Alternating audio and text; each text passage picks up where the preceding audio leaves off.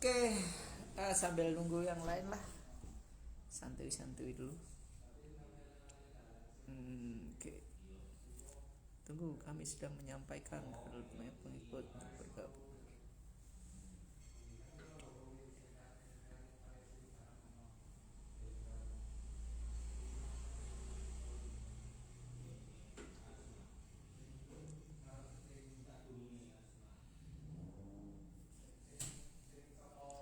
Oke, udah yang ada mulai join nih, Mas Jendri, apa kabar?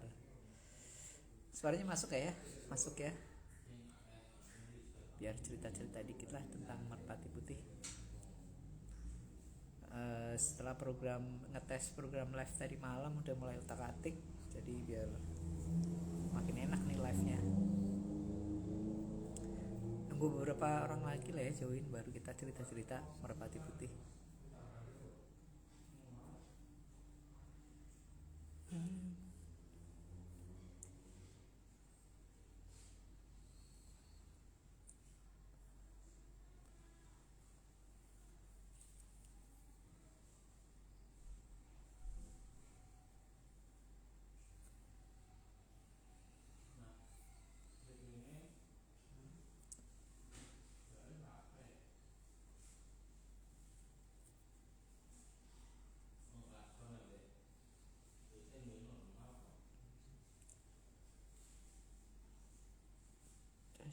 Testing, testing. Nah.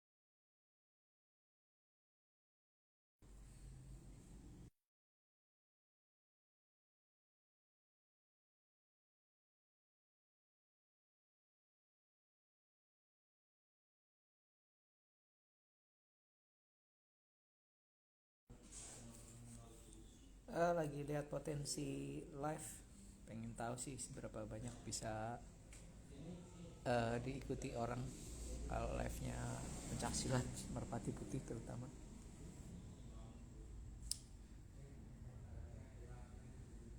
Wah, yang join teman-teman dulu MP nih kayak ini.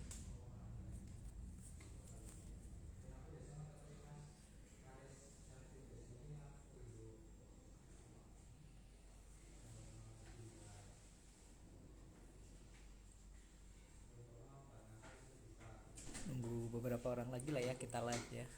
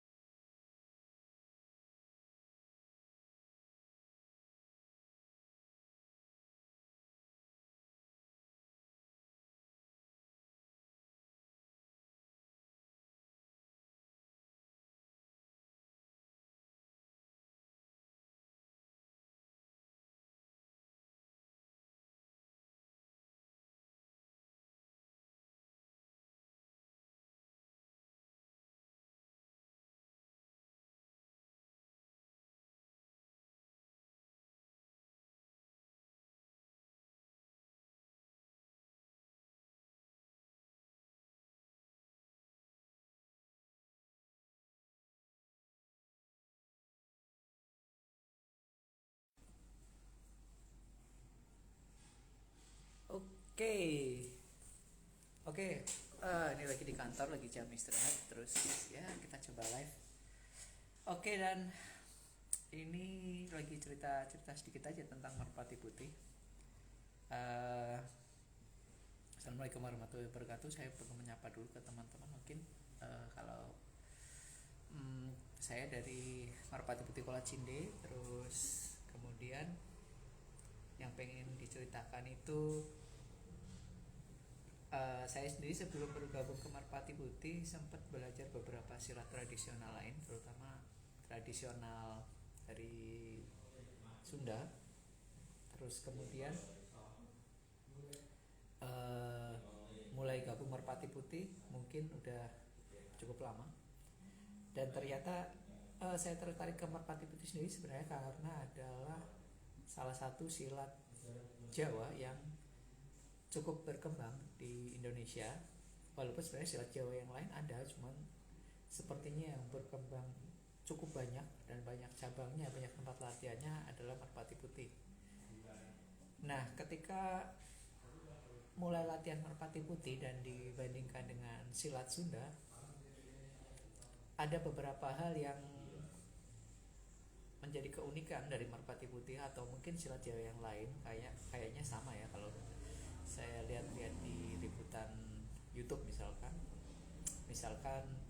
yang silat Jawa lainnya selain Merpati Putih ada Perpihari Murti, kemudian Persatuan Hati ya, bukan yang Setia Hati, karena memang itu beda aliran. Persatuan Hati yang Yogyakarta, Mataraman, kemudian termasuk yang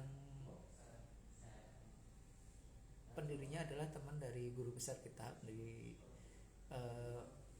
teman dari Mas Bung dan Mas Budi, yaitu THM Tunggal Hati Seminari, Tunggal Hati Maria. Itu masih punya ciri-ciri silat Jawa, termasuk di Merpati Putih tentunya silat Jawa. Nah, silat Jawa Merpati Putih sendiri ini mengusung konsep silat Mataram. Dan kalau dilihat sejarahnya, sekitar tahun 1900, mungkin 1930-an silat ini mulai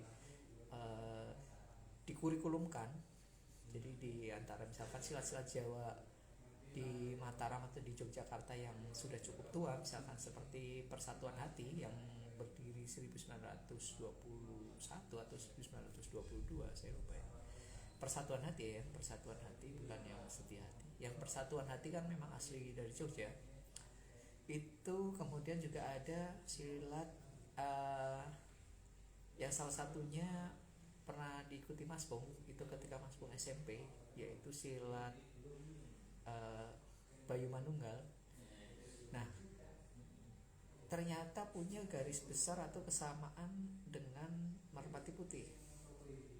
Salah satunya adalah memecah gerakan-gerakan silat menjadi gerakan-gerakan dasar.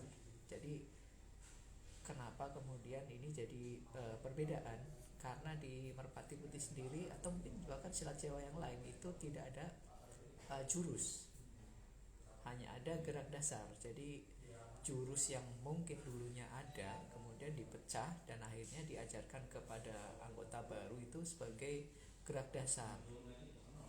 Harapannya sih peserta baru atau anggota baru tersebut bisa lebih mudah menghafal dan menerapkan tiap gerakan dari sebuah rangkaian jurus misalkan. Dan kemudian di Merpati Putih sendiri ada rangkaian rangkaian gerak yang lain yang kemudian sebenarnya mungkin di perguruan lain, misalkan di perguruan aliran Sunda itu disebut jurus. Nah, di aliran silat Jawa itu kita menamakannya gerak dasar, terutama di Merpati Putih kita menamakannya gerak dasar ya. Jadi gerak dasar dari pukulan, serangan tangan, serangan kaki, gerak langkah itu dipecah menjadi gerak dasar. Gerak dasar ini yang akhirnya ternyata memang jadi jauh lebih mudah dihafalkan oleh anggota baru daripada menghafalkan rangkaian jurus yang mungkin bisa rumit. Misalkan sebuah jurus itu harusnya tahapnya dari A, B, C, D sampai Z. Karena kemudian si anggota baru ini lupa, dia mungkin melewatkan yang harusnya dari A sampai Z urut, dia lupa dari A, terus kemudian X, kemudian Z, baru kemudian B, kemudian C. Nah, ini yang akhirnya menjadi bukan kelemahannya, lebih kepada kekurangan daripada menghafalkan sebuah jurus. Jadi pendiri dan aliran-aliran silat Jawa lainnya umumnya memakai gerak dasar, bukan memakai jurus.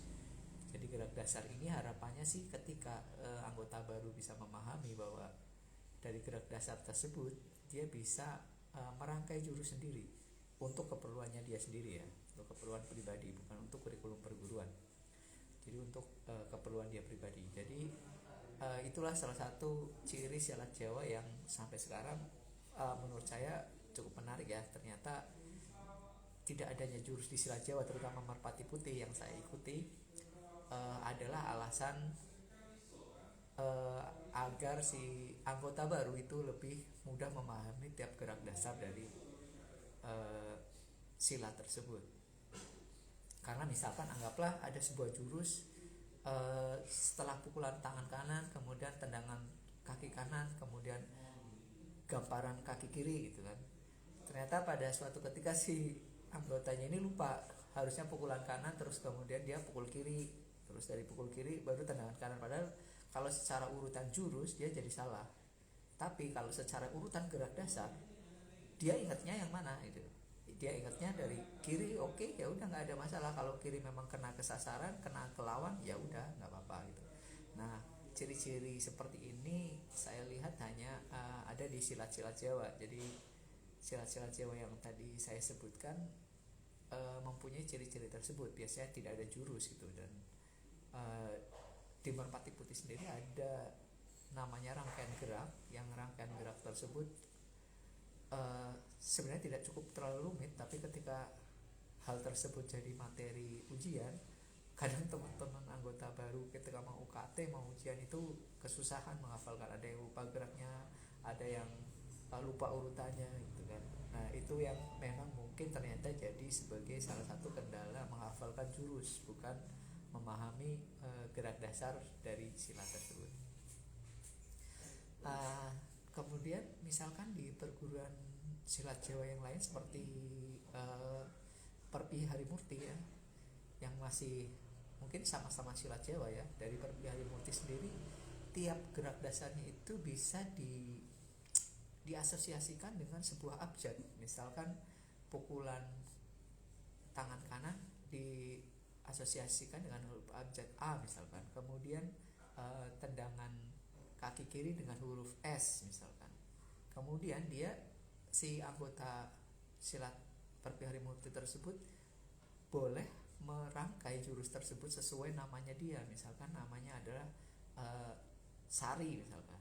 Jadi rangkaian gerak dasar S itu apa misalkan, asosiasinya S adalah pukulan tangan kiri misalkan. Kemudian si asosiasi huruf A itu adalah tendangan kaki kanan, dan demikian seterusnya sampai nama dia selesai, misalkan Sari, SARI gitu. Jadi ada 4 gerakan. Nah ini juga akhirnya jadi silat Jawa ini selain punya keunikan juga akhirnya punya kelebihan, dia bisa merangkai jurus untuk masing-masing anggotanya tersebut. Nah ini salah satu ciri khas silat Jawa yang menarik sih ya. Jadi buat saya menarik, tidak ada jurus, adanya gerak dasar, dan akhirnya gerak dasar tersebut bisa sangat personal untuk tiap orang-orang tertentu. Maksudnya tiap individual tertentu itu dia bisa punya, anggaplah punya jurus sendiri gitu ya, dengan tentunya dengan gerak dasar yang sudah bagus gitu. Dengan gerak dasar yang sudah bagus dia bisa merangkai jurus atau gerakan sendiri, dan itu pastinya hanya untuk orang tersebut, bukan untuk kurikulum perguruan.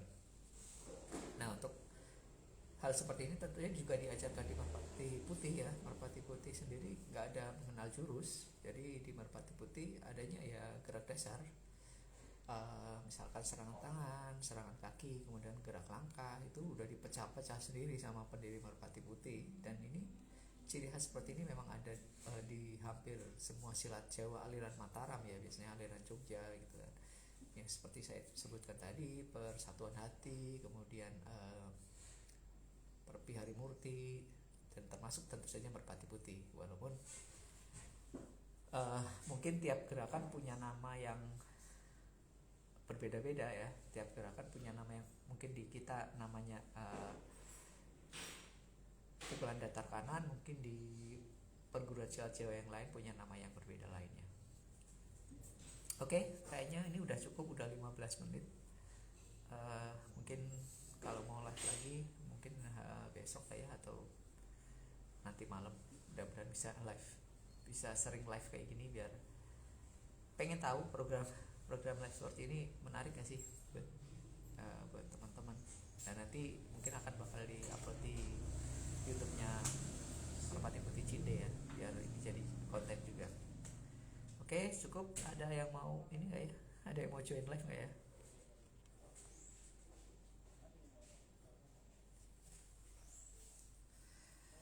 Oke, terima kasih yang udah join. Tadi ngobrol-ngobrol sedikit tentang Merpati Putih, terutama ciri khas silat Jawa yang melekat pada Merpati Putih, yaitu salah satu cirinya nggak ada jurus di Merpati Putih, adanya gerak dasar yaitu.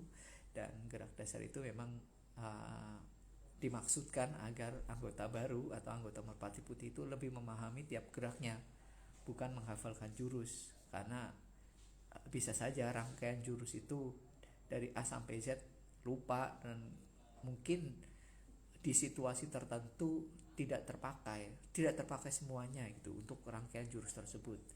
Nah, kalau dengan gerak dasar tentunya akhirnya tiap tiap gerak itu dimaknai per gerak, dan tiap gerak tersebut akhirnya bisa lebih dinamis untuk tiap situasi tertentu.